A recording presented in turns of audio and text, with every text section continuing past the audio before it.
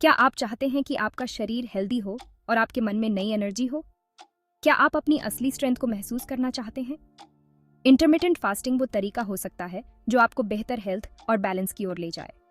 हम अक्सर फास्टिंग को सिर्फ वेट लॉस का एक तरीका समझते हैं, लेकिन ये सिर्फ खुद को भूखा रखने के बारे में नहीं है। ये हमारे शरीर को न्यूट्रिशन और एक नई ताजगी देने का एक नेचुरल प्रोसेस है। पुराने समय में लोग रेगुलर फास्टिंग करते थे, चाहे वो धार्मिक वजह से हो या हेल्थ के फायदे के लिए। हर कल्चर में फास्टिंग का एक खास रोल रहा है। इस जर्नी की शुरुआत करने का समय आ गया है।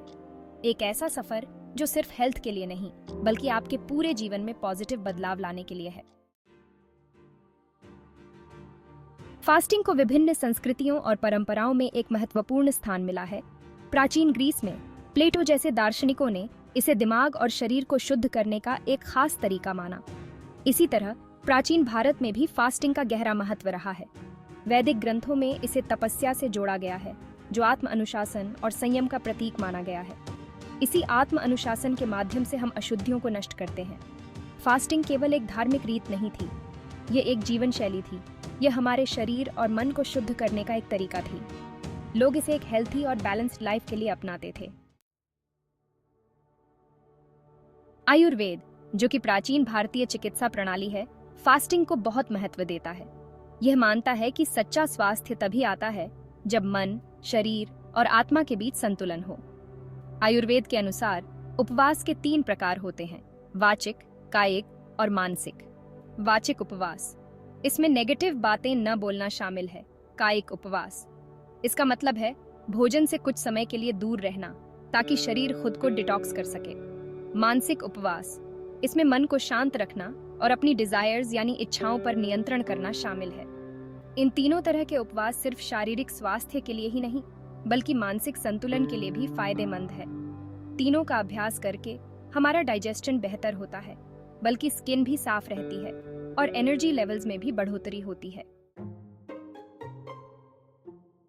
आधुनिक विज्ञान अब इस बात की पुष्टि कर रहा है, जिसे प्राचीन परंपराएं सदियों से जानती हैं।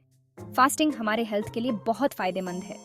इन फायदों के पीछे जो मुख्य प्रक्रिया है, उसे ऑटोफेजी कहते हैं। ऑटोफेजी सरल शब्दों में हमारे शरीर का सेल्फ क्लीनिंग सिस्टम है।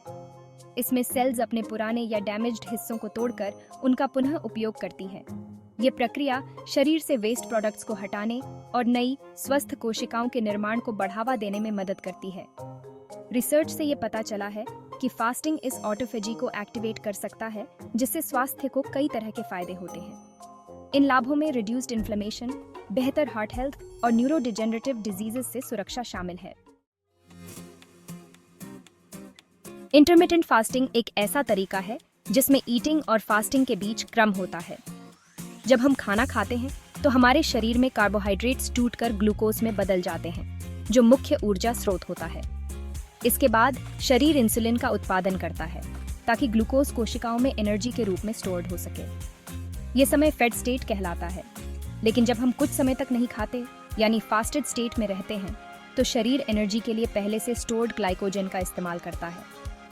लगभग 10-12 घंटे बाद जब ग्लाइकोजन समाप्त हो जाता है, तो शरीर फैट्स को ब्रेक डाउन कर एनर्जी में कन्वर्ट करने लगता है। यही वह समय है जब फैट बर्न होती है और वेट लॉस की प्रक्रिया शुरू होती है। इंटरमिटेंट फास्टिंग न केवल वेट लॉस में हेल्प करता है, बल्कि इससे शरीर में इंसुलिन का लेवल भी लो रहता है, जिससे डायबिटीज का रिस्क कम हो सकता है। इसके अलावा फास्टिंग ब्रेन के लिए भी बेनिफिशियल होती है, क्योंकि ये न्यूरोट्रोफिक फैक्टर्स को प्रमोट करती है, जो हमारे ब्रेन सेल्स को स्ट्रॉन्ग और एक्टिव रखते हैं। इंटरमिटेंट फास्टिंग, इसने हाल के वर्षों में काफी पॉपुलैरिटी हासिल की है। इसे अपनी लाइफस्टाइल के अनुसार कस्टमाइज कर सकते हैं। इंटरमिटेंट फास्टिंग में छोटे छोटे फास्टिंग पीरियड्स होते हैं। ये कई तरीकों से किया जा सकता है, जैसे कि एक लोकप्रिय तरीका 16-8 तरीका है। इसमें हर दिन 16 घंटे फास्टिंग करना और 8 घंटे की अवधि के भीतर अपने सभी मील्स का सेवन करना शामिल है। इसमें लोग सुबह के समय केवल पानी, चाय या कॉफी का सेवन करते हैं और दोपहर या शाम को खाना खाते हैं। एक और लोकप्रिय तरीका 5-2 आहार है। इसमें हफ्ते में 5 दिन सामान्य तरीके से खाना और 2 गैर लगातार दिनों में कैलोरी को 500 तक सीमित करना होता है। इन 2 दिनों में लाइट और कम कैलोरी वाला भोजन करने से शरीर को आराम मिलता है। ये न केवल आपके फिजिकल हेल्थ के लिए बल्कि आपके मेंटल हेल्थ के लिए भी फायदेमंद है। फास्टिंग अगर इसे सही तरीके से किया जाए तो इसके कई फायदे मिलते हैं। तो चलिए जानते हैं कुछ आसान टिप्स। पानी पीना बेहद जरूरी है क्योंकि यह न सिर्फ आपको ताजगी देता है बल्कि फास्टिंग के दौरान आपकी एनर्जी भी बनाए रखता है। इसके अलावा हर्बल टी भी पी सकते हैं। ये आपको हाइड्रेटेड रखने के साथ साथ भूख को भी कम करते हैं। समझदारी से फास्टिंग तोड़ें। जब फास्टिंग खत्म करने का समय हो तो हल्का और पोषक तत्वों से भरपूर खाना चुनें। इससे आपके शरीर को जरूरी पोषण मिलता है। इंटरमिटेंट फास्टिंग सिर्फ एक डाइट प्लान नहीं बल्कि एक लाइफस्टाइल चॉइस है जो आपको आपके हेल्थ और वेलनेस पर कंट्रोल पाने में हेल्प करता है। इस एंशिएंट प्रैक्टिस को अपनी लाइफ में शामिल करके आप खुद में बदलाव ला सकते हैं। जब आप इस जर्नी की शुरुआत करते हैं तो अपने प्रति पेशेंस रखें। फास्टिंग सिर्फ डेप्रिवेशन नहीं है बल्कि अपने भीतर की इनक्रेडिबल स्ट्रेंथ और रेजिलियंस को रीडिस्कवर करने का जरिया है। धीरे धीरे शुरुआत करें, अपने बॉडी की सुने और एक हेल्थियर जर्नी का मजा लें। This journey can truly transform your life. अगर आपको हमारा वीडियो पसंद आया हो तो please like, subscribe and share ताकि ऐसे ही और इंटरेस्टिंग वीडियो आप तक पहुंचते रहें। Thank you.